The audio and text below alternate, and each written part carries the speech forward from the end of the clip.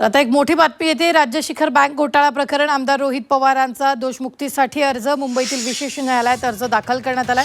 आर्थिक गुन्हे शाखेनं क्लीन चिट दिल्यानं ईडीचं प्रकरण टिकू शकत नसल्याचा दावा सुद्धा करण्यात आलाय। कोर्टानं ईडीला 17 मार्चपर्यंत उत्तर सादर करण्याचे आदेश दिलेले आहेत। राष्ट्रवादी शरदचंद्र पवार पक्षाचे आमदार रोहित पवार यांनी शिखर बँक घोटाळ्याशी संबंधित मनी लॉन्ड्रिंग प्रकरणात दोषमुक्तीसाठी अर्ज दाखल केलेला आहे। तर न्यायालयानं या अर्जाची दखल घेत ईडीला 17 मार्चपर्यंत आपलं म्हणणं मांडण्याचा आदेश दिले।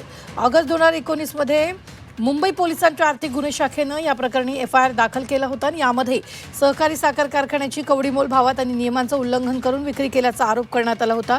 ईडीनं या प्रकरणी जुलै 2024 मध्ये तिसरं आरोपपत्र दाखल केलं होतं, ज्यामध्ये रोहित पवार यांना आरोपी म्हणून नामनिर्देशित केलं होतं।